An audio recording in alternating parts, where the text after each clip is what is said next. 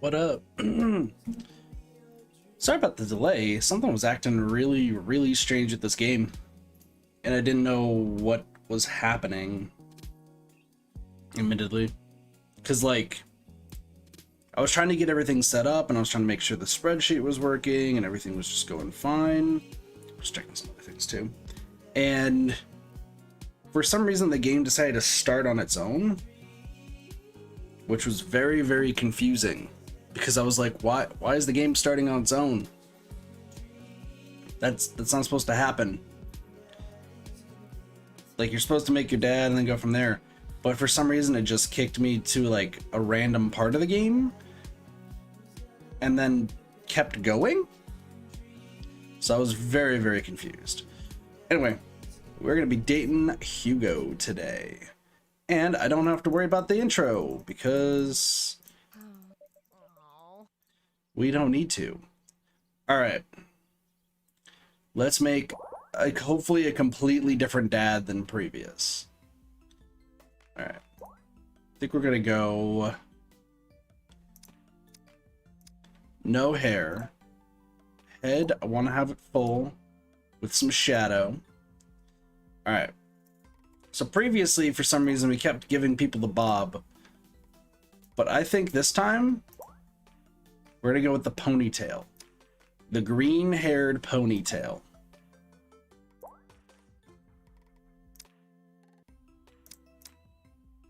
With the heart eyes.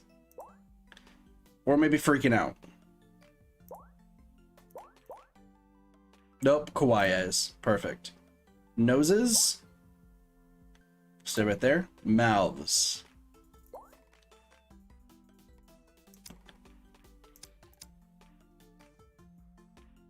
This is the most feminine looking dad ever. I just realized. That's okay. Got the toothpicks. But what really will make it shine is the facial hair.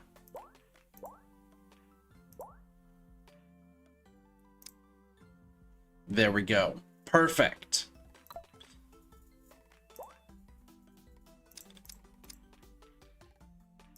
No glasses. Piercings. Gotta have the earring. I can choose this shirt every time. So I think we're gonna go with this. I look like the most feminine dad of all time. But you know what? We're gonna roll with it. We're gonna roll with it. Oh no, we could go pirates. We're gonna go pirates. Pirate. Angry. Hugo will love us. Looking good, Dad. And then your name? Oh shit. What am I gonna have your name be? We've come up with some pretty good names.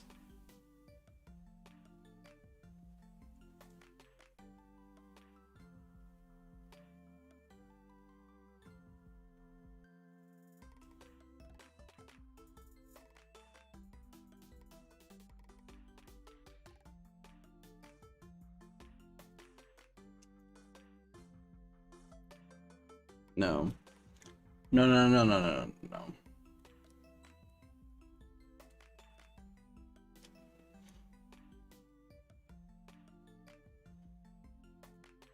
Why is that the first thing to pop in my mind? No, I'm not doing that.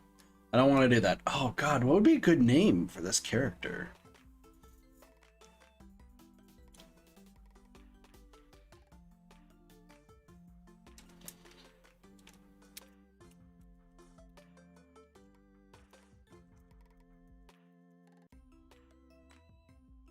Alright, for some reason I always spell broccoli wrong. Let me just make sure.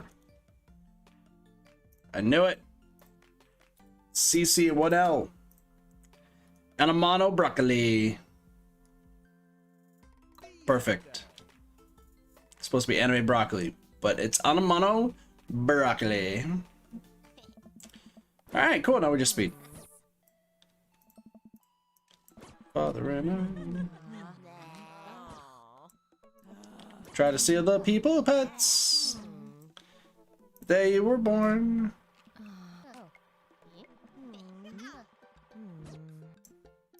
Wash and dryer hookups. Speeding around at the speed of sound. We need to unpack first. So here's the cool thing with Hugo. We don't have anything to worry about. There's only one dad that actually has some things that we need to actually pay attention to. So as a result, like, we don't have to worry about too much right now. Let's get some fresh air. But yeah, like, there's not much we got to really worry about. I like your necktie. Pet the dog. We're just gonna run. Give him those head rubs. Yeah, Brian, by the way, is the last person that we're gonna be going up against, by the way.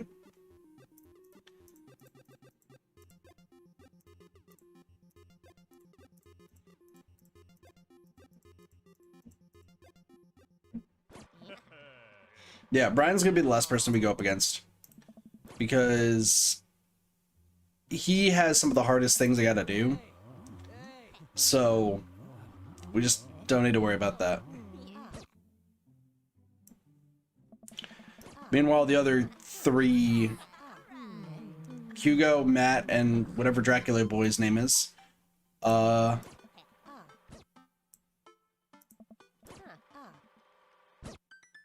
yeah, those three, like, they just have straightforward paths. I don't have to worry about Brian until later.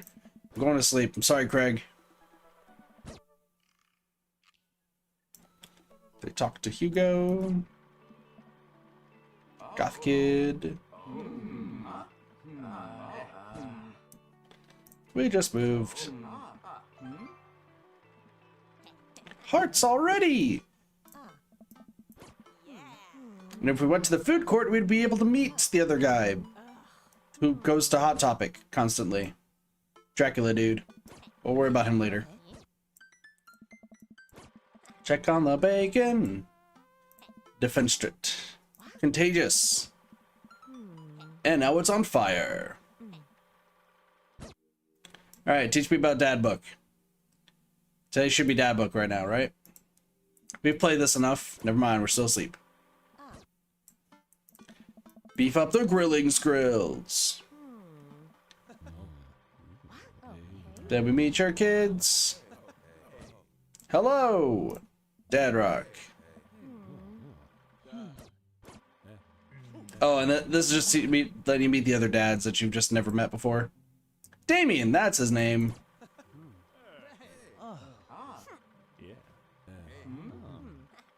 Amanda's upset. Yeah, we're skipping through this. We don't need to see it. We've already been through this intro like 1,000 times. Let me work on some stuff. Teach me about Dad Book. I just want to know about Dad Book. I was scared.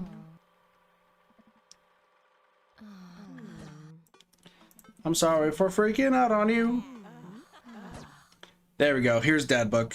All right. On a Friday night, you're most likely to sink into blissful oblivion. If you had one thing to take with you on a desert island, what would it be? Castaway on DVD for instructional purposes. What are your turn-ons? Strong dad arms. What did you want to be when you grew up? A technical writer for manuals and instructionals. What's your favorite movie genre? Anything on Laserdisc. What's your ideal date? Doing a 1,000-piece puzzle together. What do you never leave home without? I frequently forget my phone, keys, and wallet at home sometimes. I spend a lot of time thinking about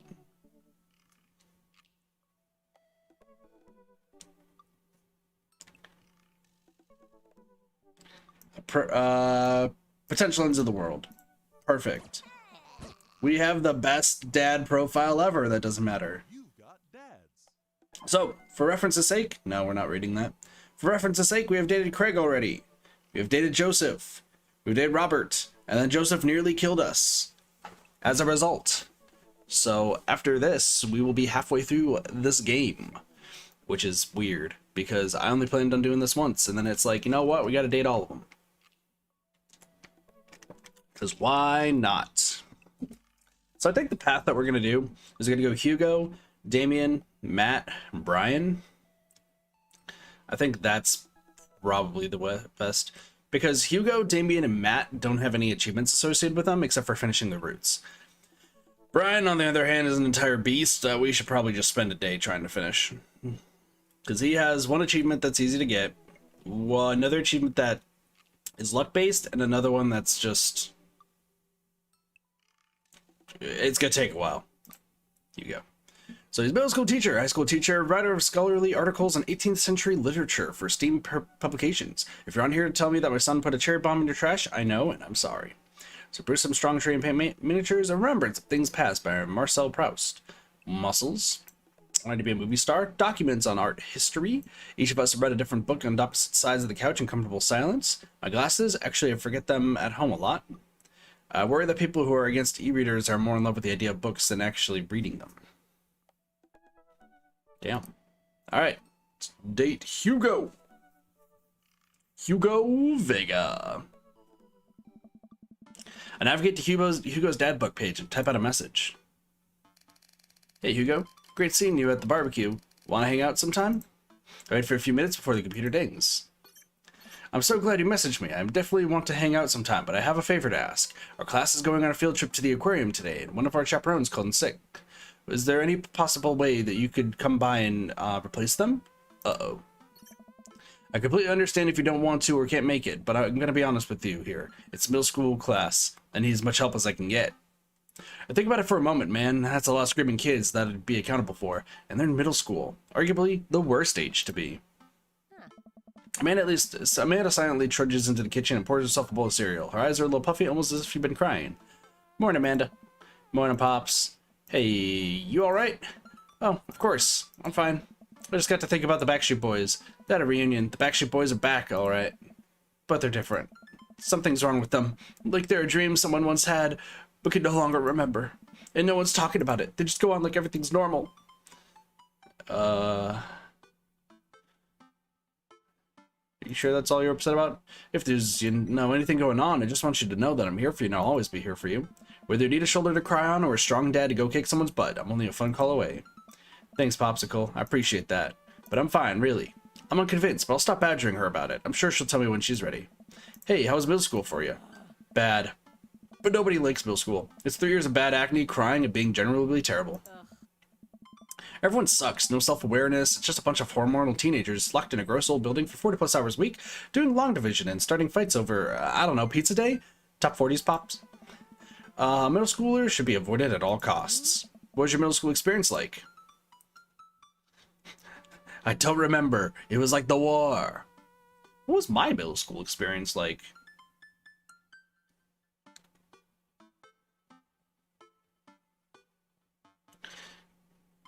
Because middle school was grades 6 through 8. I went to a new school at grade 6. And grade 6 wasn't terrible. I don't remember too much about it. I remember I was kind of just very quiet. 7th grade, I remember I got detention for doing too much homework. That was something that would stick with me. Yes, that is a thing that actually happened. No, I don't regret doing too much homework. We had a math booklet. I remember this clear. So we had a math book that that's where our homework was. And the teacher would assign different pages at different times. So it'd be like, okay, you gotta do this, you gotta do this, you gotta do this. So what happened was I just said screw it, and while she was teaching the class, I just finished everything in the book. And there's no answer key in the book. I just finished it myself. So over the next 3 or 4 weeks, I just finish everything. I wouldn't really write notes, which the teacher was also upset about, but that's not what I got detention for. So one day she graded it. She flipped to a page and I was like, oh, too far, and saw that it was complete. And she's like, what's this? I'm like, well, I completed all the homework. She's like, well, we haven't even gotten to this yet. I was like, well, I did it all. Because it was stuff I already learned, not really 6th grade, but I feel like I learned it earlier.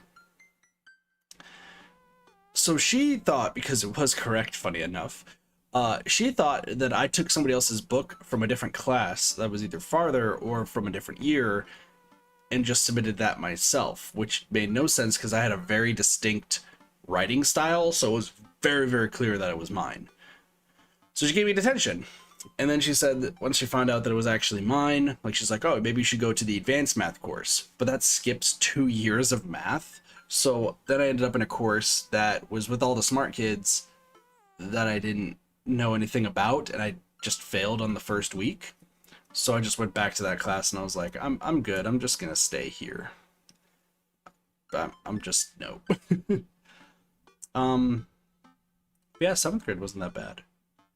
And then 8th grade was the year, because that's when I had algebra, and they just forced me into to algebra 1, 2, to which the teacher thought that I already knew because I was just kind of acting like I knew everything in it, and I just kind of cheated. I'm gonna be honest. I just kind of went through that math course and used the answer key for everything because they didn't understand any of it. So I learned it all myself later, but at the time, like, I definitely didn't. And then the only other thing that happened that I remember is the time that, like, I think I got food poison, as I usually do at this rate. And people weren't allowed to go in the hallways for a while. I'll leave it at that. Anyway, I don't like it. My first crush in middle school, I'm still bitter about it. Alexis Stubbs, you hurt me and I never forget you. Oh yeah, I did have a crush in 8th grade. Because that's when people were started, like, smoking and everything. And there's this one girl who, there's a lot of stories, but she essentially did smoke, with her group. And I hung out with them, and I actually, weirdly enough, fit in with them, which was weird, which they also found was strange, because they're like, you shouldn't, because you've been with, like, the nerdy kids this entire time. How the fuck did you fit in here? I pretty much hung out with the group just because I was crushing. Good thing I didn't, though, because I heard then the next year, freshman year, 9th grade, she got pregnant and was already starting to sleep around with people. And that was before I knew what all that stuff was. So good thing I didn't get involved. What'd she do to you? I stare off into middle distance, remembering the 24 hours that we dated and the 3 times we held hands between class periods. Then I remembered the bitter betrayal, her leaving me for Arnold Birmingham, him making me eat dirt in front of her. I don't want to talk about it. See? Middle schoolers are reprehensible. Wait, why are you asking me about middle school? Oh, Mr. Vega requested my help to chaperone his middle school class to the aquarium. Just wanted to know what I was in for. You get to go out to the aquarium? Are you kidding me? The last field trip I got to go on was the clam chowder factory. They didn't give us clam chowder. They gave us square pizza at a clam chowder factory. Oh, is that why you won't eat clam chowder anymore? No, it's because Bobby Willingham threw up in one of the vats of clam chowder and I'm the only one who saw it happen. It haunts me. Right, let's leave that story firmly in the past. Anyway, you should just do that. Mr. Vega sounds like you could really use that help. Plus, you get to hang out with cool fish. Amanda, I get kind of weird about aquariums. The ocean makes me nervous. What, are you worried that a whale is going to pop out and touch a tank and swallow you whole? Listen, we already struggled with whales on the yacht with Joseph. Don't you put fear in my heart. Well, do they have penguins there? Yes, they have penguins there. Then it's settled. Penguins outweigh fear of ocean. I sit back down at the computer and let Hugo know that I'm available. He tells me to meet him at the aquarium and gives me the address. I grab my keys and kiss Amanda on the forehead before I head out. I arrive at the aquarium and find that the school buses have beaten me there. Preteens huddle around their teachers in small groups, yelling at each other and goofing off. Every teacher looks like they're at their wits' end. Hugo jogs up to me, looking frazzled. I'm so glad you're here. Hugo! It's been a debacle all morning. We're short-handed and most of the kids won't stop screaming, as I'm sure you know is the case with all middle schoolers. I lived through Amanda at 12. I'm all too familiar. Great. Well, it's you and me chaperoning a group of 10 kids. They're over here. Hugo walks me over to a gaggle of preteens who are all sitting on the ground, playing with their phones. They're not kicking each other like some of the other groups, so we're off to a good start. Can you guys put your phones away? All the kids look up for a moment and stare at Hugo. They then go back to texting. At least they're quiet? Too quiet. These guys are up to something. I can feel it. There's no way. They're too busy thinking about not getting food stuck in their braces to pull any stunts. It's middle school after all. We'll see. Oh, the shark and some manta rays. I like manta rays. The classes start filling into the aquarium and Hugo hands out massive staple packets and papers to each kid. These are due at the end of the field trip. Yes, this will be for a grade. No, you can't borrow a pencil. The kids collectively groan and grab the sheets from Hugo. What's in the packet? Honestly, it's just busy work so that the teachers can have a moment's reprieve. I think one of the questions asks them to sit quietly for 10 minutes and think about the Great Barrier Reef. Teacher hacks. I like that. Wait, I thought you were an English teacher. What does the aquarium have to do with books? We just did a unit on the old man of the sea. Nothing quite like introducing kids to the futile perseverance of the human spirit by making them pet stingrays. Yes. It gives us time to check out some of the exhibits as well. Come on, they have a phenomenal selection of tropical fish. While the kids sit on the floor and pretend to do their assignments while they text, Hugo and I wander over to a large tank filled with brightly colored fish. Hugo points to a brown and white fish with long spines. That right there is a lionfish. Did you know that their stomachs can expand up to 30 times in size? Whoa. Their spines are venomous too. Nature is hardcore. You think that's bad? Take a look at this one over here. I'm slowly getting the voices for them, sorry. Hugo points at a spiny, grumpy-looking fish hanging out near the bottom of the tank. That's a stonefish, the most venomous fish in the world. And they just, keep it here. Oh, they're relatively harmless so long as you don't step on them. What happens if you step on them? Tissue necrosis. Cool. Nature is wild. Man, Hugo seems to know a lot about fish. I feel the overwhelming need to impress him. Hey, see that fish over there? That one? Yeah, that's the American longfin. Yeah? Did you know that? Paranormal. Psychiatric. This is the only species of fish known to develop clinical depression. Wait, are you serious? I am playing it for the gag here. Good one. We lead the kids to another room. Sharks, sea turtles, eels, and other marine life swim around in a massive floor-to-ceiling aquarium. The kids begin trying to take selfies with the sharks. Hugo leaves my side to separate two kids who start fighting over a Capri Sun. I walk around the room, reading the tiny little blurbs about different fish swimming inside of the enclosure. After a while, I look around and see Hugo again. He's gazing up at the aquarium in childlike wonder. The ripples in the water cast blue, moving shadows across his face. For someone surrounded by angry hormonal preteens, he looks completely peaceful. He looks really cute in this light. I hope he doesn't notice me staring. Wow. I walk over to join him. Beautiful, isn't it?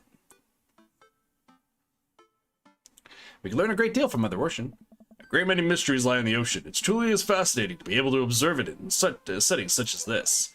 That's a very astute point, Denimano. We stand together for a moment, admiring the wonders of marine life. We eventually make our way to the touch tank room, which seems to be the only thing the kids are actually interested in. The tank is filled with a variety of horseshoe crabs, sea urchins, stingrays, and small fish. I stand around the edges of the tank and keep a wary distance in the sea life. Who knows what kind of nefarious plans those horseshoe crabs have for my well-moisturized hands. Man, I never understood moisturizer. Gotta be honest with y'all. Can I do something real quick? Hold on.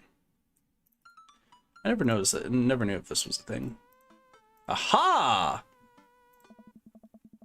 I figured it out. Hugo rolls up his sleeves and sticks his hands in the water. Don't you want to pet some rays on him, Mono? Oh, I think I'm good. I think I should just stay over here and admire them from a respectable distance. Come on, it'll be fun and informative. Don't make fun of me, but I'm scared to touch them. I get weird when there's no glass separating us.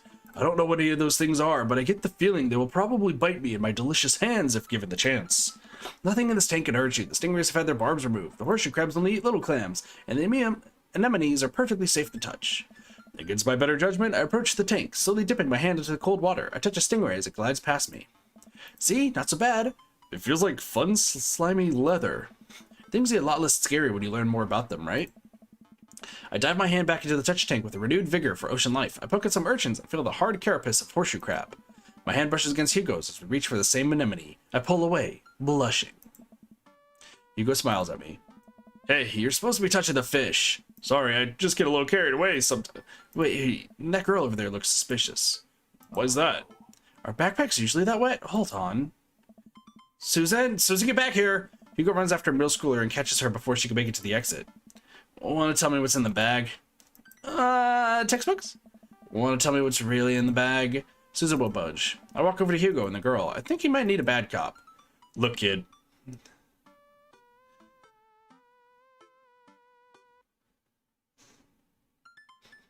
No. Whatever it is, it goes back into the touch tank. Now. I'm not a teacher. You can't tell me what to do. Yes, well, I am. Can you please put the bag down? Next time we won't say please. Susan glares at Hugo for a moment before dropping her book back on the floor. It lands with a wet slap. We stare at it for a moment before it starts to move. Hugo leans down and unzips a backpack. A Hoosier clad frantically scuttles out and across the floor. An employee swoops in, scoops it up, and places it back into the tank. She gives us a disapproving look. Jesus, Susan, what was your plan? I was trying to free him. To where? Outside, where he was gonna die? No. Susan, go back to your group. We'll discuss this later. Yeah, and hands where we can see them. Susan soaks off, leaving me alone with Hugo. He gives me a pat on the shoulder. Middle schoolers have sticky hands. I doubt that's the first time that's happened here. Or the last. In the next room, we see a variety of smaller tanks. Sea urchins, tiny fish, and a rainbow of beautiful underwater plant life surround us. Look over here. Hugo points to some seahorses gathered at the bottom of the tank. One of them is in the middle of giving birth. That's actually the male seahorse. Some of that takes fatherhood to a new level, doesn't it? Seahorses are the ones that birth the babies? Male seahorses birth the babies? That sounds very, very dangerous. Hey kids, check this out. There's a male seahorse giving birth. A low murmur from the students. They just jump back on their phones. Fun fact, male seahorses can even give birth and then get pregnant in the same day. Man, we thought we had it hard. I wonder if they have to deal with their kids' awkward teenage years too. All however many thousand of them.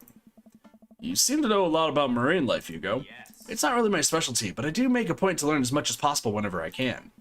I think that learning shouldn't end when you leave school. We should challenge ourselves to find out more about the things we don't understand every day of our lives. That's true, like the word of the day, which is thesaurus, which has a lot of meanings for words inside of a thesaurus.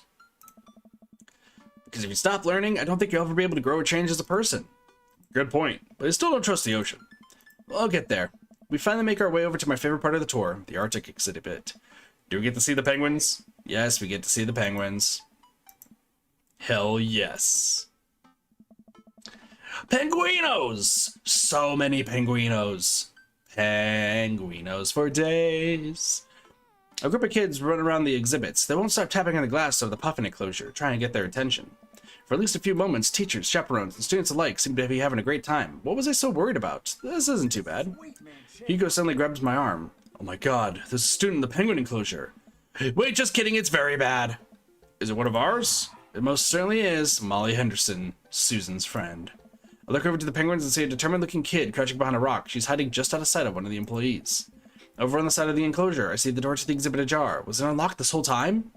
We gotta stop her before the staff sees it bans our school for life.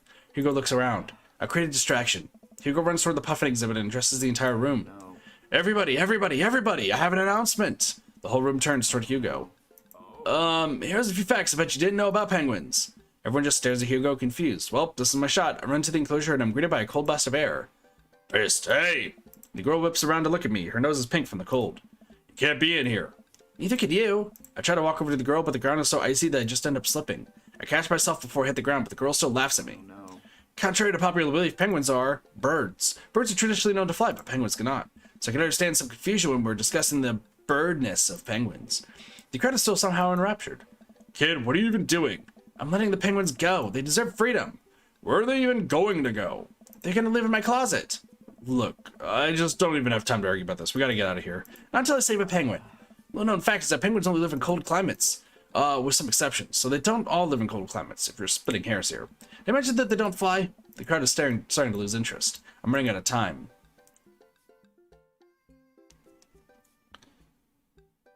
Fiber. I'll give you $20 right now if you leave with me. Well, I thinks for a second. Okay, well, give it to me right now. I reach into my pocket and pull out everything I have, examining each bill. Okay, well, I have $12 and some change. Also, there's a button here. Is that enough? Pay me the other 8 later, we have a deal. Move to shake on our arrangement before I suddenly realize there's a wave of penguins on their way out of the enclosure. We're gonna have to block these birds. I just bribed a kid. Block that bird. What?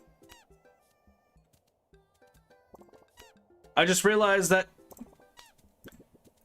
there are purple penguins. Keep pushing the penguins back.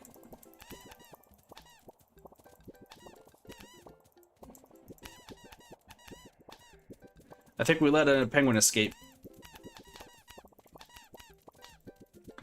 Push the penguins back, penguinos!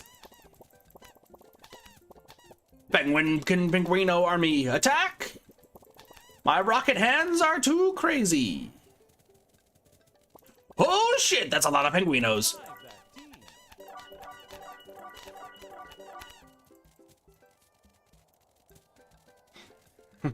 Bribe that team. I think only one escaped. 0 escaped. I did it. S plus, bribery works. We did it. I bribed a kid today. Ooh, glad it's over just in time too. Looks like Hugo is wrapping up his diversion penguin speech. That's why I think the penguins are one of the best animals in the world. A few people in the audience clap out of a sense of duty. Everyone starts dispensing. Hugo spots us from across the way and runs over. Molly, what are you... sorry, wrong voice. Marla, what are you doing in there? I was liberating animals, Mr. Vega. You realize that the penguins can only survive in Arctic temperatures, right? You would have had a dead penguin on your hands. Well, it was the thought that counts? No, Molly, it wasn't. Molly turns to me. You owe me $8. What? Just, I'll pay you later, kid. Molly runs off towards Susan, I suppose so that they can compare animal thief notes. You're not off the hook, Molly. And Amano, did you just bribe a child?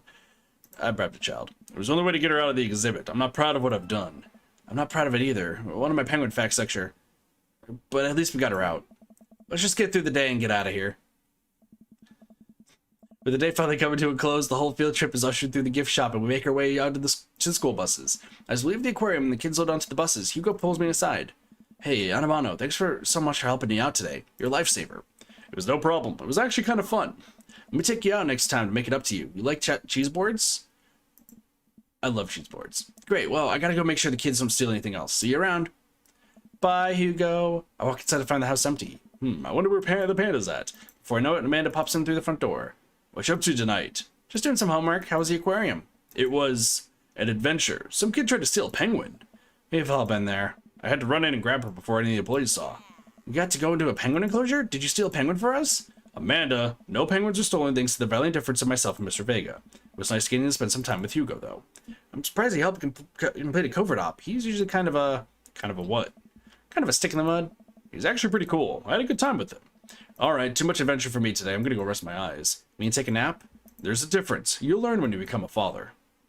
Or a mother? Probably both. Date complete.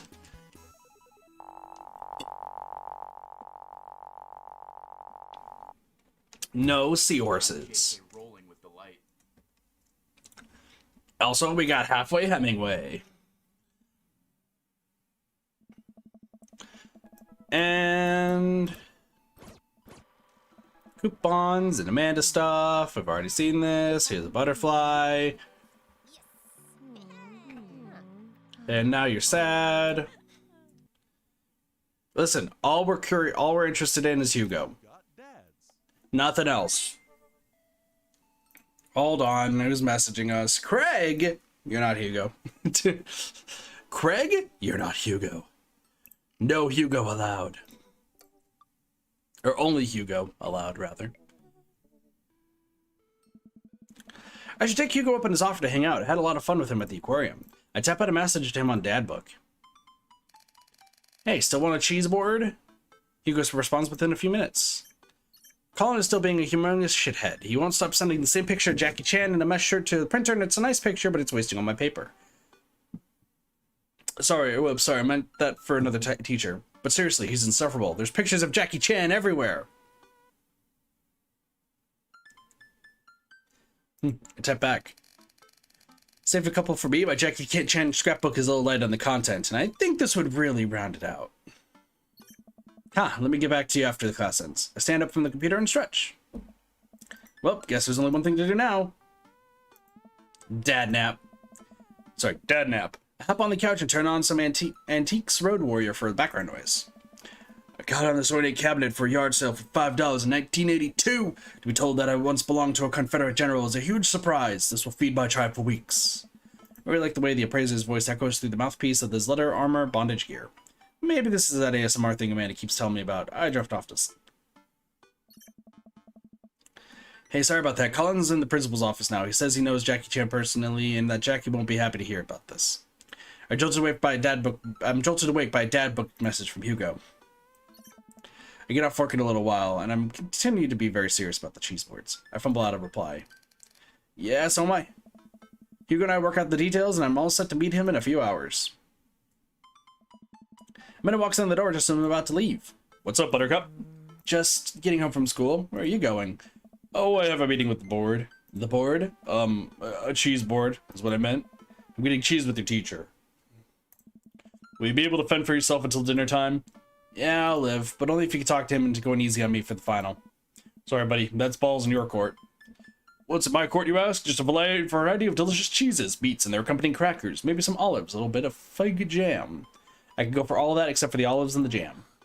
Yes, I get it. You're excited about the cheese. Sweetie, you'll get it one day, but now I gotta go see a man about some manchango. Man, where's King Cheese when you need him? Dude would be all about this. Please leave. I walk into a quaint French diner and Hugo moves me down to the booth in the corner. He looks pretty tired. Long day? Every day is a long day when you're teaching middle schoolers. See, weirdly enough, I wanted to be a teacher at one point because I thought I would do really, really well at it. But I would teach high schoolers and I would stay the fuck away from middle schoolers. Even though I'd probably, let's be real, I might be probably a cool teacher. Being honest. I have blue hair, for crying out loud. Blue cotton candy hair, if anything. So, like, I figured I'd probably, like, have it easy. But even still, like...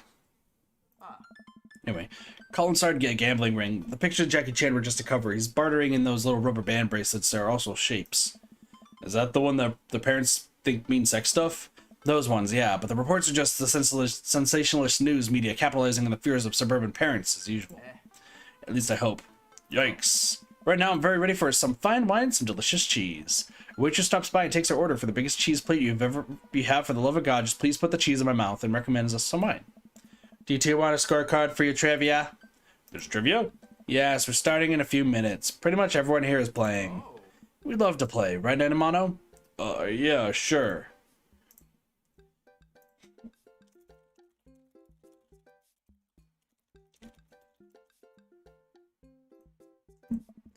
The waitress hands us a scorecard and a few pencils before leaving. I might not be much help here. I'm not very good at being smart, I guess. But I'm smart. Sometimes. Come on, I doubt it'll be too hard. Nanamano! I turned to see Matt and Brian here with their daughters, looking like they're ready for trivia. They come up to our table to greet us. Hey guys, you all here for the old question and answers game? Yeah, we come here every week. Brian and Daisy carry the team. Carmen Ceja and I are just here for the cheese. Provolone 2, lost to New York, has been reigning champions for the last month.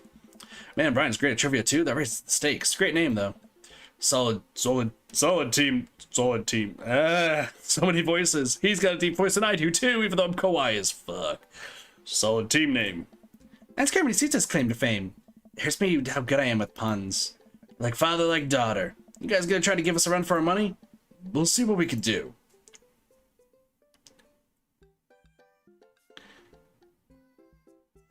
I mean, we're just here for the cheese too. Listen, trivia's great and all, but we know the real trivia championships are the cheeses we ate along the way. I don't know if that's how the phrase works, but I understand and appreciate the sentiment. We'll have to think up a good team name, but I think this will be fun. Good luck! Brian, Matt, and their daughters head back to their table. Well, I guess we need a name. Got any good ideas? Harvati like it's 1999. Harvati like it's 1999? They'll do just nicely. The waitress comes by with a cheese board and we revel in its glory. Already I can see a piece of cheddar with my name on it. I pair it with some strawberry preserves and slide into dairy-induced ecstasy. There's such a fine variety of cheese and caricature that I'm positively overwhelmed. A quick dip into the seasoned nuts, a slice of savory yet salty Gouda, or perhaps a focaccia? Focaccia? The fuck is that word?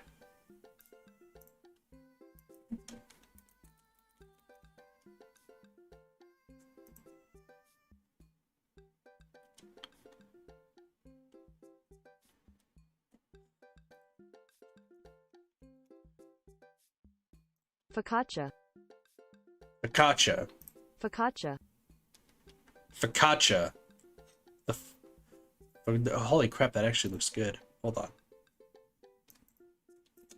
So what does... Nope, not focaccia. Focaccia. That actually looks pretty good, not gonna lie. It's like decorated cheese bread. Topped with honey and goat cheese. I'm so happy. Hugo raises a glass at me. Cheers to cheese! Hey, middle-aged man. Hey, middle-aged man, backwards baseball cap, sunglasses, cargo shorts, jogs out to the back with the frantic energy of a radio DJ. It's this guy again. We all hate him. Everybody ready for some trivia?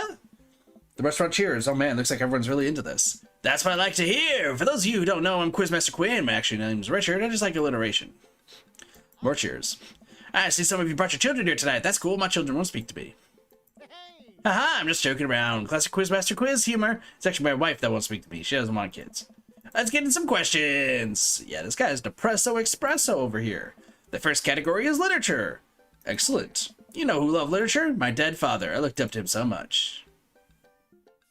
Jesus, dude, are you okay? You good, boy? You good, bro? Fine?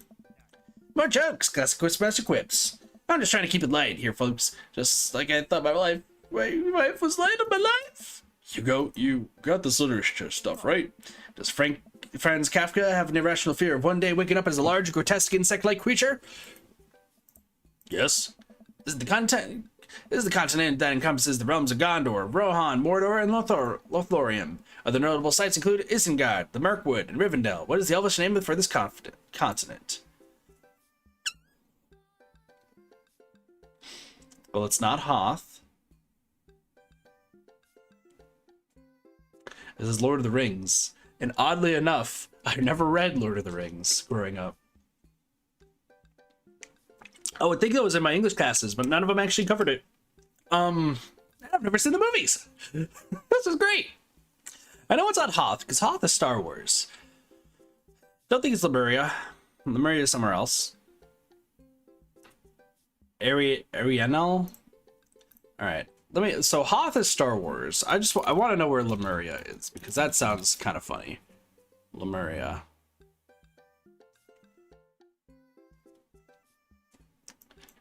It's a theoretical continent.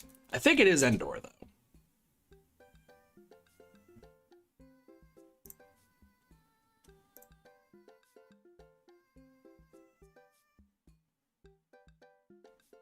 The fuck is this?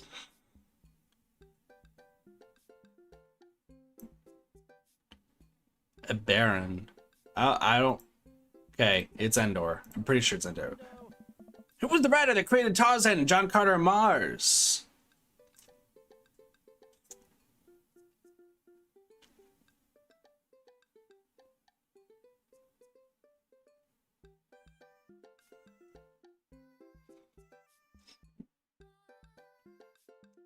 I think it's Nathaniel Hawthorne, if I recall correctly. I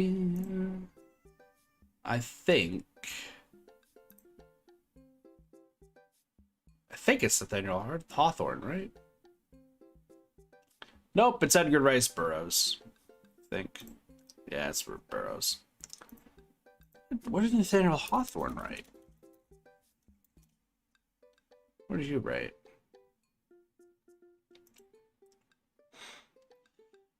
Because I'm pretty sure I've read some of his stuff. Writings. Oh, you're Scarlet Letter boy. I'm stupid as shit. Man, I really need to go back to reading English stuff. I've always wanted to have a fucking like library in a house, like where I could just read and like learn and learn about all this. Of course, this guy's Scarlet Letter. What other stuff has he written? The Snow Image and Other Twice Told Tales. I don't know about that. Such as short stories. The Minister's Black Veil. It's a good one.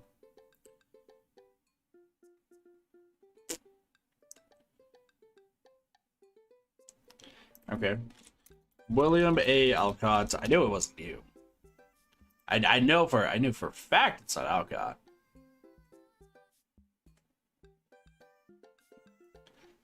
Cause he, gosh, I know. I think a Tea and Coffee was the one I read about. E. Doc Smith is also just a name I just don't remember. I just really want to know more about these guys. You wrote Skylark and Lensman. I've heard about both of those. Never really got into them. Yeah, the Skylark of Space, Skylark 3, and then Trip Planetary, like those sort of series. All right. Burrows. Edmund Dantes is better known as this man. Sorry. It's gotta be, oh shit. I think I just, nope. Okay. It's not Frankenstein's monster. Frankenstein's monster is something else. Dante Alighieri is the guy from the Inferno. I think it's H.G. Wells. Right? Maybe? It's either H.G. Wells or the Count of Monte Cristo. It's one of those two.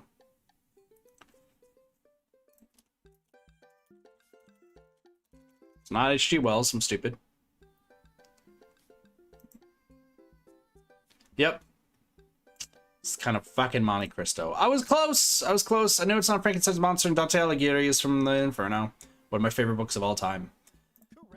The quizmaster walks around the room and I think he's doing crowd work. He stops by mine on Hugo's table. Whoa, nice cheese plate you got there. Thank you. How's that cheese tasted, big guy? Good. Great. Cheese used to be my favorite food, but I developed lactose intolerance later in life. I'm sorry to hear that. I also developed clinical depression. Oh. Well, people don't tell you just to get over it. You're lactose intolerant, right? Nobody's like, have you tried exercising to get rid of your deliberating diarrhea allergy? Or you just need to choose to not let your throat close up when you eat brie. Anything? Does that scan? I'm trying to workshop my routine here. Quizmaster Crate wanders off to another table. He wants to start the next round. More cheers for the audience. The next round is cinema. Oh man, I love movies. Sometimes I'll retreat into them for days on end because obsessing over a fictional universe is easier than engaging with my real emotions and problems. Frodo Baggins, am I right? Is he okay? I think it's just his character, I hope. How's your cinema? Spotty, I don't know a lot about movies, but if there are any questions about bad horror movies, it could be of service. That's an interesting one. It's a bit of a guilty pleasure. In Return of the Jedi, what does Luke ask Leia if she remembers? Never seen Star Wars. Never seen Star Wars. What does Luke ask Leia?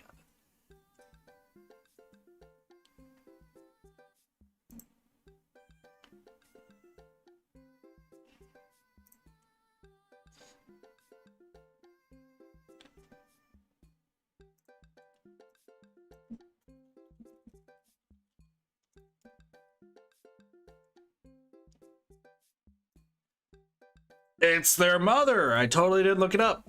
What entertainer makes a fourth wall breaking appearance in the film Gremlins 2?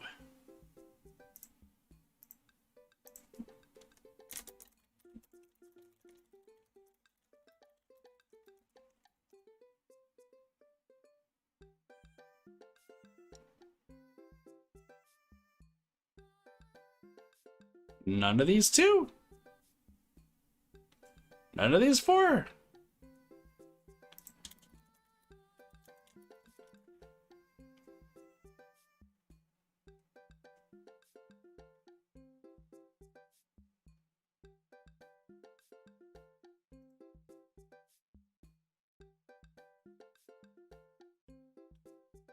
Oh, Hulk Hogan, apparently. Which of these 80s horror movies dies not feature an Indian burial ground as part of its setting?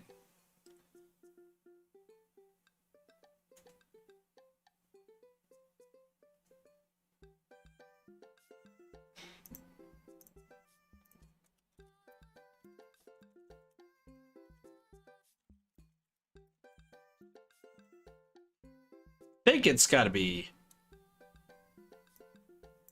Poltergeist, right? Right?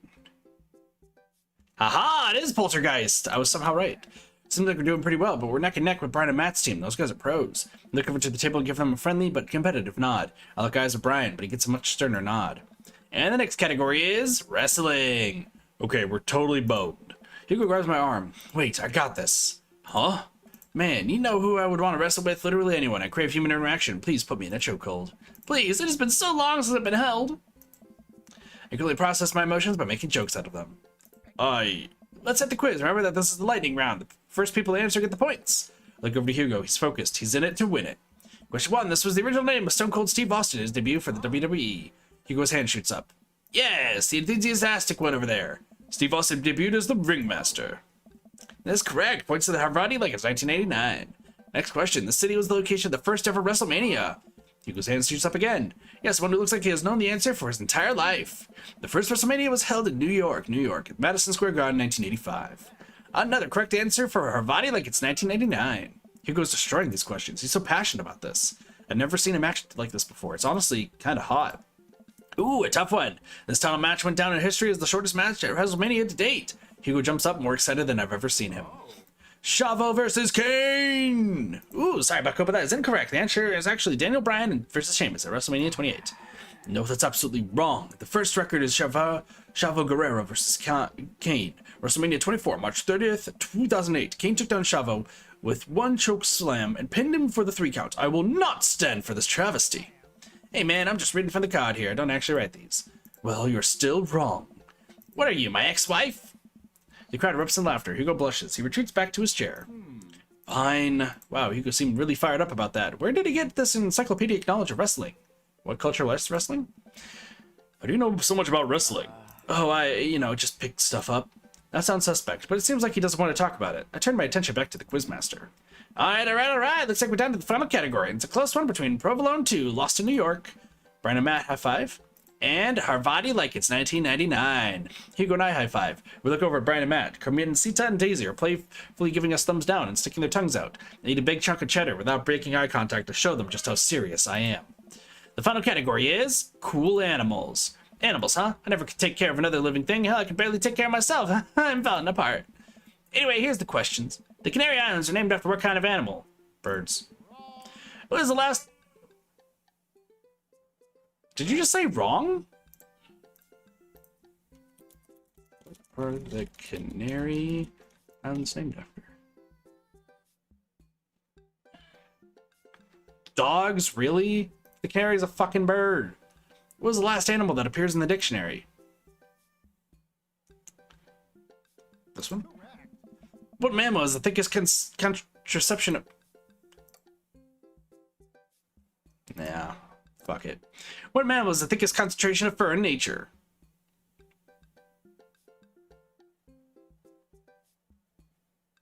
No.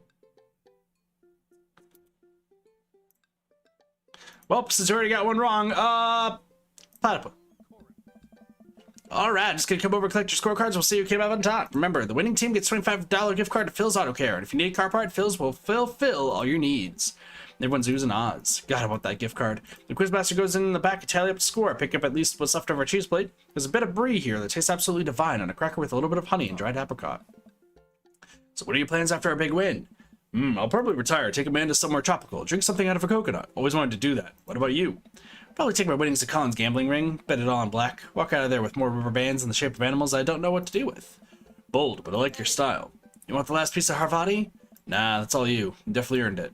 After a couple of minutes, the Quizmaster jogs back into the room. Everyone immediately quiets down, waiting with bated breath of the results. Who will win the coveted gift card? I really hope it's us. Hey everybody, we've had a great night. Lots of goofs, lots of laughs, a little bit of crying in the back, but that's neither here nor there. It was a close game, but the winner of tonight's trivia contest is... Harvati like it's 1999. Come on down and get your gift card for Phil's Auto Care. Well, Phil's nominal services. God, I can't do this anymore. Please just take the gift card. I motion for Hugo to go get the gift card, and he shyly slinks out of the booth to grab it. He pauses for a moment and gives the Quizmaster a hug with a few pats on the back. The Quizmaster sobs, just a little. Hugo makes a victory lap. Where the fuck? Matt just appeared. So. That was weird. Hugo makes a victory lap back to our table and gives me a high five. Harvati like it's 1999 is unstoppable. Harvati like it's 1999 is great. May Harvati like it's 1999 reign for 1,000 years. Hey, great work, guys. You guys did awesome. We'll be seeing Harvati like it's 1999 again next week. I look over at Hugo, who smiles. Maybe so. We make a pretty good team, Hugo? Hugo blushes. Let's go. Hugo and I walk back toward our cul-de-sac, basking in the glow of our win and nursing our cheese-filled bellies. Man, we crushed it in there.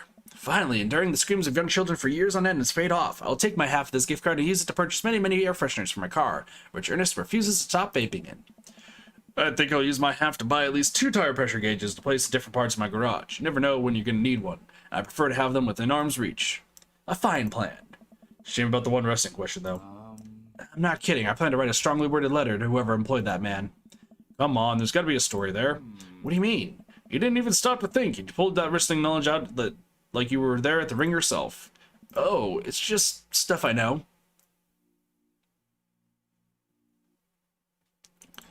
Hugo, I figured you'd be better at lying after dealing with every kid in school for as long as you have.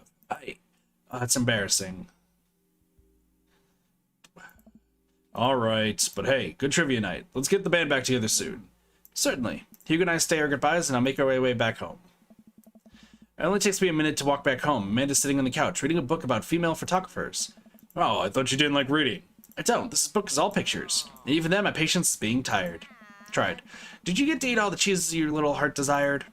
I'm happy little cheese monster, but I made sure to leave room for dinner. Who wants breakfast for dinner? Hash browns! Okay. Toast stripped in egg.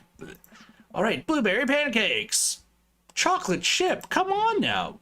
Well, only if you help me make them. You know I'm the world's best blueberry sprinkler, and also totally amazing at heating up the maple syrup in the microwave. Then tell me all about that cheese board. Amanda and I spend the evening cooking an elaborate breakfast with everything we could find inside the fridge. Cool. My nose is closed. We did it! He's got respect, dad nap, confidence, and cheese. Quite a bit of Colin, not too much trivia. Wow. Just wow. Damn. We sucked. But we did fine. That's fine. Now we fast forward. Amanda's crying. Something happened. Bye, Amanda. Amanda's upstairs. She closes the door. There's your cake. The best friend.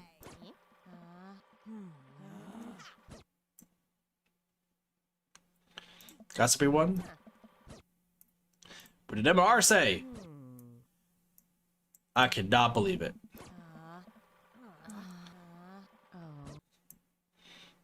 It's not dumb. Real friends don't do that. We got you, Amanda. We're your best friend, probably. Welcome. You've got dads. Who's messaging us? Dad is on. No. More Hugo. Their dates get pretty serious. Let's go.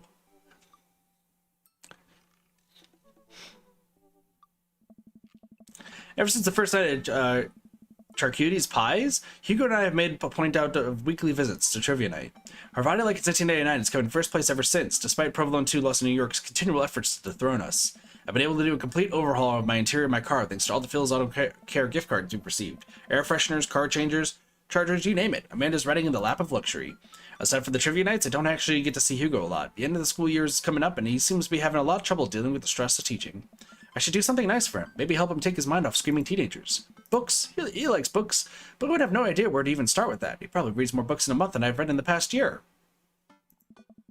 I was really into wrestling, but he's been reluctant to talk about it since he showed me his wrestling room. I was kind of shy about it. Maybe. Whatever. Let's roll the dice. I think I have a plan. Sorry, that trivia night's gonna get to me. The fact that like I didn't know too much about the literature stuff, which that used to be my big thing, is that was the classes I paid attention to.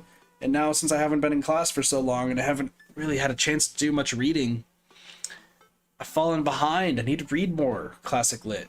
I love that stuff. One day I'll have a library. Hey, alright folks, look like I finally have the points tallied and we're ready to announce our winner. You know who else is a winner? Me, because I finally seen just how beautiful and loving my wife is. A few weeks ago, all the regulars staged an intervention for Quizmaster Quinn. We sat down in a circle and told him that we wanted to see him be better and love himself. He agreed to start going to couples therapy with his wife, and last time he told us they adopted a dog together. I love you forever, my Quizmaster Queen. I can't tell which version of Quizmaster Quinn I prefer. There are things to like and dislike about both, huh? And the winner is, for the fourth week in a row, Harvard like it's 1999! Hugo and I cheers out our small slices of camembert, and I go up to accept our gift card, along with an uncomfortably long hug from Quizmaster Quinn. May our body like his 1989's reign be as long and wonderful as my marriage to my beautiful wife. We make our celebratory round of high fives to the rest of the teams and sit down to finish our cheese board, savoring every last bit of burrata with pesto and slices of tomato. Hey, I got a surprise for you. For me? Yes. For once, it isn't more cheese. Well, if you think you can somehow top that, be my guest. I pull out a book that I've been carefully hiding in one of my pockets and slide it over to Hugo. Oh. Hey, what up, Bossy? How's it going? Hugo picks up the book and reads the title aloud. Harry Butts, Crapper Keeper. I wanted to get you a book, but I figured you probably already own every classical piece of literature, so I thought this would be fun. For when you're pooping. What up, Cassie? Hey. Hugo laughs. You should flip through it. Hugo looks up at me and raises an eyebrow. After flipping through a couple pages, he finally comes across the small gift I strategically hid inside. You're kidding me! Hugo looks around, worried that he might have made a scene. He leans in. You're kidding me! Hugo pulls out the wrestling tickets I hid inside the Crapper Keeper. This is the World Federation of Wrestling's Power Slam series. You've been working so hard lately. I thought you'd like them. Like them? I love this. Thank you. But wait, there's two? Yeah, I figured we could go together. You'd go with me? Heck yeah. I need you to explain the finer points of wrestling to me, though. Hugo gets up, walks around the table, and effortlessly picks me up in a big bear hug. Guys, I have to say, King Cheese is missing the cheese board. King Cheese is missing the cheese board. Look at those cheeses. Sorry. Has it been this strong the whole time? Thank you.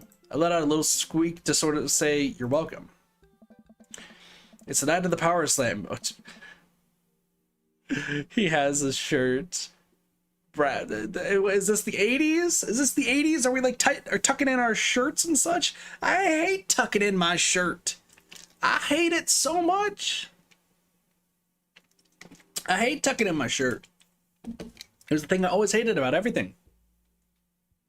It's the night of the Power Slam. Hugo shows up at my doorstep in a loud, oversizing wrestling tee. He's a little blushy and extremely cute.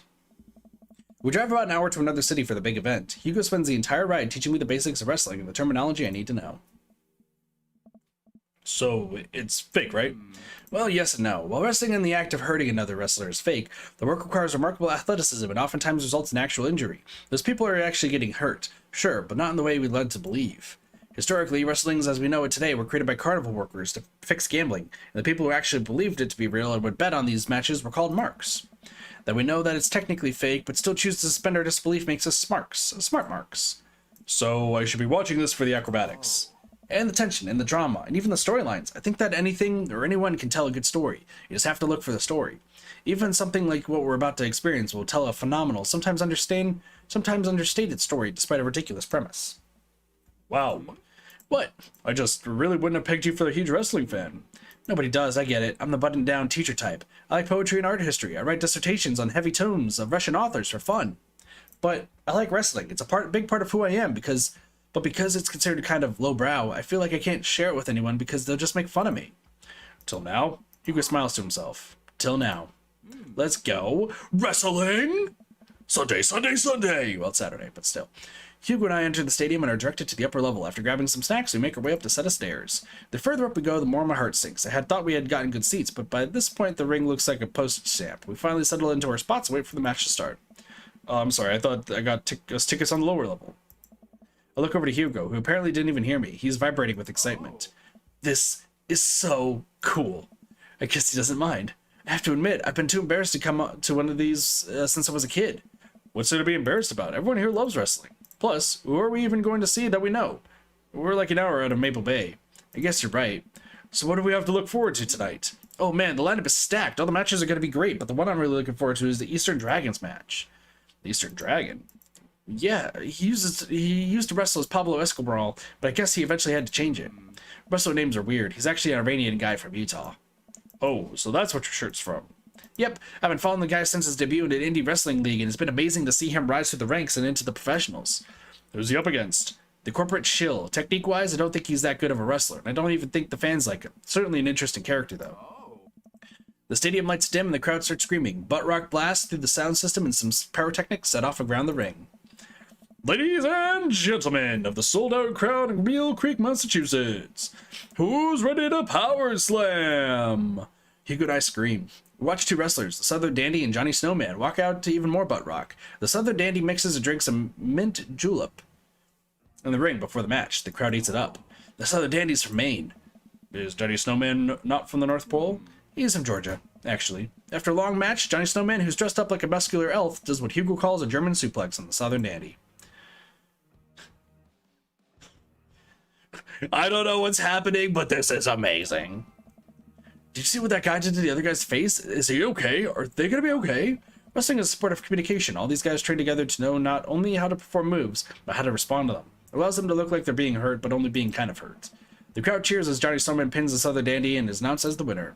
The next match features a wrestler named Generation Y2K, who comes out looking like a hipster barista. He takes selfies with fans on the way up to the ring and pauses after everyone to post it onto Instagram. He's really playing up the millennial thing, huh?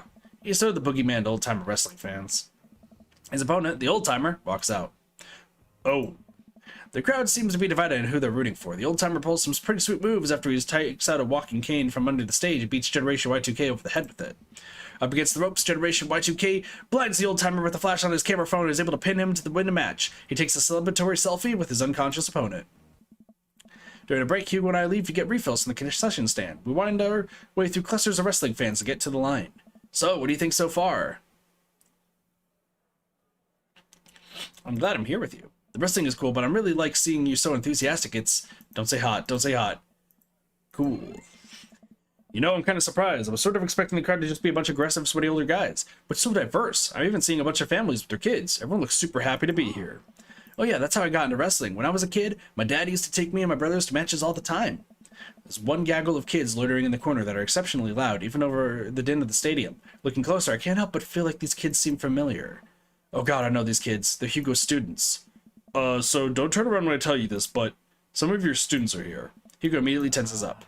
Oh my god, I can't let them see me here. They'll never listen to me here ever again. I position myself between the kids and Hugo, hoping they can act as a human shield. I glance over at the group of children again, and I recognize that Colin kid. He kicks one of his friends in the shin and laughs. Man, that Colin kid is a piece of work. Colin, it teases me here. He'll never let it go. He's a master manipulator. We have to get back to the relatively safety of our seats. What's the plan? This is a sneaking mission. We gotta be sneaky if we're gonna get back to that ring unscathed. How quiet are you? I've gotten pretty good at syncing up on students who are texting under their desks during class, so I can be pretty quiet if I need to be. Perfect. We just need to find some cover to hide behind as we navigate back to our seats. Where to? Quick, get inside my shirt. Hugo, blend in with other shirts. What? Just follow my lead. I stand as still as I can next to all the merchandise, still as some would say a mannequin. Without turning my head and while remaining as motionless as possible, I speak to Hugo. I think it's working. Hugo and I sit down and breathe a huge sigh of relief. Phew, that was close. Now we can hide out for the rest of the night and enjoy ourselves in the comfy anonymity within the large crowd. Lights dim again. This is the match we've all been waiting for. The corporate shill walks out to elevator music. He's wearing a three-piece suit and sunglasses. Once he gets to the ring, he takes off his sunglasses and rips the sleeves off his suit jacket, flexing his arms for the crowd. One of the people from the entourage produces a graph chart and sets it up in the center of the ring. The corporate shill grabs a microphone. I got a message for the Eastern Dragon. If you refer to the graph in the center of the ring, you'll see a quarterly projection of how much I'm about to kick your ass. Cool. The whole crowd erupts. Now, if we direct your attention to the Jumbotron, we all look up to the PowerPoint presentation titled Kicking the Eastern Dragon's Ass, Key Performance Indicators. The corporate shill takes a laser pointer and gives a lengthy presentation on just how and why he'll defeat the Eastern Dragon. He showcases several well-utilized clipart graphics. That was informative. Lights dim again and pan flute music plays. I think it's a pan flute? I'm actually not sure if I know what a pan flute sounds like. The Eastern Dragon walks out to cheers in the crowd. Aren't pan flutes a Central American thing? Hugo shrugs. Wrestling. The Eastern Dragon stands outside the ring and grabs a microphone. Corporate shill, it's nice to see you again. More cheers from the crowd. That was a good presentation. The clip art was a very nice touch. He points to the corporate shill menacingly. I'm looking forward to a nice and exciting match. The crowd doesn't really know what to do here. He's not the best at trash talk, but I promise he's one of the most talented wrestlers you'll ever see. The match starts and it's just as exciting as Hugo has hyped it up to be. The Eastern Dragon performs some ridiculous aerial stunts that makes me concerned for his safety. He does what Hugo calls a moonsault from the top rope onto the corporate shill. The air in the stadium is electric as the two athletes lock arms and try to demolish one another. I can't help but get into it. The corporate shill pile drives the Eastern Dragon, who looks passed out in the center of the ring. He climbs up to the top rope and motions to the cheering crowd. Oh no, he's about to do his finishing move, the corporate ladder. The corporate shill poses at the top of the ropes. The Eastern Dragon still isn't moving. Could this be the end of his young career? Get up, Eastern Dragon. You can do it, Eastern Dragon. The corporate shill launches off the top rope in a huge arch. He brings his elbow down on the Eastern Dragon with the full force of a Fortune 500 company, putting local vendors out of business. The corporate shill pins Eastern Dragon. The match ends. Hugo sinks into his chair. Man, he should have won that. I sit down with Hugo. What a match. It was amazing. I think I'm a fan of wrestling now? Hugo looks over to me and our eyes catch. I'm glad. The event goes on and we have a little downtime before the next match. We decide to just relax in our seats to avoid middle schoolers. It's unlikely they would ever notice us in the upper level nosebleeds. I look up at the Jumbotron. Oh hey, they're doing the kiss cam thing. It zooms in on a bunch of cute couples who do all the quick smooch to raucous cheers in the crowd. Aw, that's so nice. And then it zooms in on Hugo and I.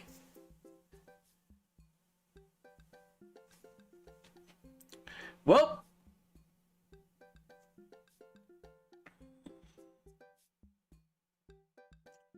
Well, Huh? what? What? What do I do here?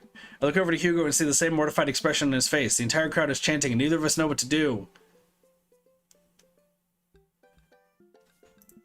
They're slowly leaning in, awkwardly tilting my head. Cheers to the crowd erupt all around me. I look back up to the Jumbotron and see a couple behind us making out with full force. Oh, Hugo and I turn beet red and slink back into our chairs. So much for laying low, I guess.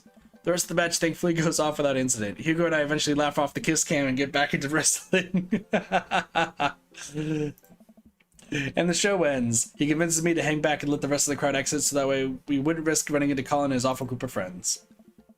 By the time Hugo and I walk back to the car, most of the wrestling fans have cleared out. The parking lot is surprisingly empty, save for a beat-up car parked a few spots down from us. We rarely keep an eye out for any stray middle schoolers as we hang out by my car. Man, that was an experience, right? It's one thing to watch it on TV, but to be there in person is just wow. Thank you again. I would have never gotten to experience this if it weren't for you. And just me and Hugo in front of the car in an empty parking lot. I look down. Kind of funny about the kiss cam, huh? Yeah, it was super funny. But neither of us are smiling. We look into each other's eyes and I can feel a warmth radiating from my cheeks. We stare at each other for a little bit too long. We're gonna fuck the teacher. Hey, cool shirt. I turn around and see a guy in a hoodie and a basketball shorts walking up to us, a duffel bag slung over his shoulder. I haven't seen one of those in years. Oh my god. Yeah, I got it from a trade with this guy from streetsmarts.net. I love that website. Someone always posts these awesome, super detailed breakdowns of matches in the indie circuit. Have you seen those? The name's like JJ something. JD Slaminger? Yeah, that's him. Those are my write-ups. You are JD Slaminger? You're kidding. Oh man, I'm such a huge fan of your work. It's so nice to meet you. The man vigorously shakes Hugo's hand. I'm honored. Oh man, I wish I could stay and chat. I have so many questions, but I'll PM you on the forums if you ever want to talk shop. Absolutely. The man starts walking away. Hugo coughs nervously to get his attention again. Is there any chance you could sign my shirt? The guy turns around and beams. Sure thing. Wait. It's all finally clicks into place for me. You're the Eastern Dragon. I love your work. Thank you, man. Eastern Dragon signs Hugo's shirt, waves goodbye, and walks to his car. I stand there with my mouth open the entire time. That was the Eastern Dragon. He likes my work. Dude, you're like friends with the Eastern Dragon now. He's gonna PM me! Hugo and I high five. He's so excited he's shaking. Mr. Vega? Oh man, Colin and his cronies just pop out of nowhere. Oh no, here we go. Colin, nice to see you and your friends all the way out here. What are you doing here? I don't see a library anywhere near us. I was watching the Power Slam series with my friend. Huh, Mr. Vega likes wrestling? What a fart knocker. Actually, that's pretty cool. Shut up, dickweed. Nah, man, that's actually rad as hell. Who were you just talking to? Probably one of your stupid book nerd friends. Actually, he was talking to his good buddy, the Eastern Dragon. All of Colin's friends gasp. Guys, come on, he's lying. There's no way the Eastern Dragon would hang out with these losers. Oh yeah? How did I get his autograph then? Colin's friends lose their minds, screaming their heads off. Colin is red with anger. See you in class, bitch. You can't say that. Who's gonna believe you? Damn! Damn! Damn! Oh, shit, dude! Oh, shit! He just cursed out a student! Let's go! Hugo and I hop into the car to the tune of more children screaming. We laugh all the way home. Hugo and I descend the stairs of his home into Wrestling Man Cave, where we both crack a beer. We're both winding down after an exciting evening. So if you were a wrestler, what would your persona be? Hugo answers immediately. JD Slaminger, my forum name. I gotta represent my literary roots. My costume would be a tweed coat, and my finishing move would be a catcher in the eye. Haha, catcher in the eye reference, good. Where I poke my opponent's eyes out and call them a phony. Wow, I've given a lot of thought. What about you? I would be... Dad. I don't even wrestle. I just throw dad puns at the opponent until they submit. Nice to meet you, hungry. I'm dad, you know. I'm just not realizing that I don't know any extra wrestling moves. You know, I could teach you some. I smirk. I'm game. Hugo and I square up in the center of the room, ready to go at it. I'll go easy on you. On Dad? Absolutely not. Before I know it, I'm on the floor. Hugo wraps his legs around me and squeezes. I can't move. This is a figure 4-leg lock. If I was applying full force right now, you would be in extreme pain. He effortlessly twists around again and grabs my arm. Good lord, he's strong. Any movements on my end is useless. And this is an arm bar. You're pretty good. You can tap out anytime you like. Not a chance. Excuse me. Hugo flips around one last time on top of me. He hooks his arm under my leg and presses his body down to my chest. And this is me pinning you. Our faces are inches apart right now. I can't tell if I'm breathing heavily because of the physical activity or because of something else. Go for it. I lean forward and kiss Hugo, who seems just as surprised as I am. I pull back, a little embarrassed, but he kisses me again. He slowly releases his submission hold on me and cradles my face in his hands. Hi, King Cheese, you missed the cheese board and eating all the different types of exotic cheeses. You missed it. He presses his forehead against mine and we laugh. I guess we both win? Guess so. I pull him back for another kiss. Do you have any more moves to show me? I think I might have a few.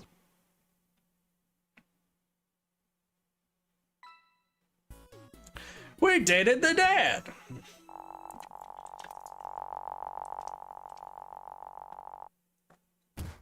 That was so good you gave me goosebumps. God damn it, right. Alright, time to skip ahead. Because we all know what happens at this point. We're done. Amanda's about to it. Sorry, sweetie, it's the feds. Outside, congratulations, everyone's here. Mac and cheese. Quizmaster. Hey, who's ready for a crazy graduation party? You don't have to be on right now, Quinn. It's just a party.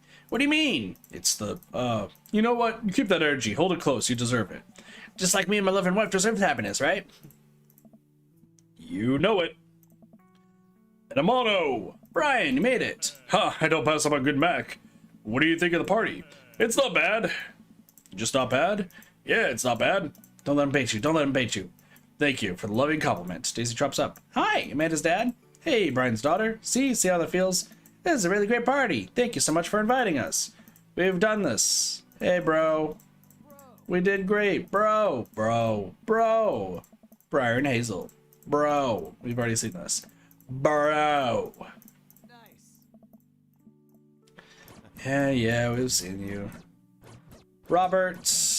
Good stuff. There's Matt saying about everybody. Oh, Ernest. I turned to see Ernest. Looking like he has something to say. Hey, Ernest. Thanks for being nice to my dad. Whoa, people are really mean to him sometimes. Oh, that hurt my throat. Gosh. I mean, I guess I am too. But he seems happy when you're around, so that's cool. Well, geez, Ernest, I don't know what to say. You know, I think people get you pegged wrong. Kind of a soft side. If you tell anyone I told you that, I'm going to set your trash can on fire. There it is. Also, you don't know me. Before I can respond, he walks away. As the party starts winding down to take a seat on the back porch step, the sun is setting and everyone seems to have eaten their fill. Amanda wanders over and sits next to me. The party pops. We can say I was inspired, so I also have something for you. You're gonna give me a book of photos. I'm crying. Present time of a frame photo, and now we got to do this one thing. Break so much stuff, and someone's waiting to talk to me. Love your pops. Amanda runs off to join her friends. I take a seat next to Hugo as the last guests make their way out of the party. Cool shirt. Thanks, it reminds me of a special night. So the secret's out, huh? Hugo likes wrestling? You know, I was really nervous to come here dressed like this, but everyone in the neighborhood, they were nothing but accepting of me and my hobbies. Turns out that Craig's a huge fan too. And Colin told everyone at school that I'm into wrestling, but it actually backfired on him. The kids have a weird sort of respect for me now. A few of them even asked me to be the sponsor for the wrestling club. Not the Olympic wrestling. The wrestling that I like. I actually like both, but there's an important distinction. I think you know which one I'm talking about. See, just goes to show there's nothing wrong with being open about what you like. I agree. As long as I'm being open, I'm a huge fan of very handsome dads who throw great parties for their kid and love a good world jumper. I blush. I'm a big fan of... Quick, think of something clever? Hugo's? This Hugo specifically. Hugo laughs. He drapes an arm over my shoulder and pulls me closer. He plants a soft kiss on my forehead. I'm happy here. Me too. Hugo and I watch the sun dip below the horizon together. Hey, do you think maybe later you can show me some new wrestling moves? And Amano, how about I show you my pump handle pile driver? I can't help but giggle. What's that? You'll see. Oh shit, we're getting pumped. Excuse me. Hey, we did it! That was great! Woohoo! Good old Ray Navarez Jr. Matt is crispy, baby. Good stuff. Good stuff. Well, we finally got to date another dad, because the last two dads we didn't technically date. One of them was like, I'm going back to my loving wife who just slept with like 12 people. And then the other guy was just like, I need to fix myself before I can date you. But like, we had fun. Look at how great I look. I look fantastic. Oh, and there's the Hugo picture. Oh shit, he's unzipped. He's buff as fuck. He's got cheese for days. King Cheese is jealous. Oh my gosh, I just saw these. There's a lot of metaphors here. We did it! Next one done. With that, we've gotten 4 dads completed. 3 more to go. That was short, as expected. As expected. So as I said, the next 2 dates that we end up doing, which next one's gonna be Matt, or next one's gonna be Damien. We'll do Damien next, and then Matt, and then Brian. Damien and Matt both are just very straightforward, similar to Hugo's, where we're just gonna read through a bunch of stuff essentially. But Brian's is the one that's gonna take us a few hours, honestly, because his actually has one of the hardest achievements in the game. And we'll hope for the best of that one.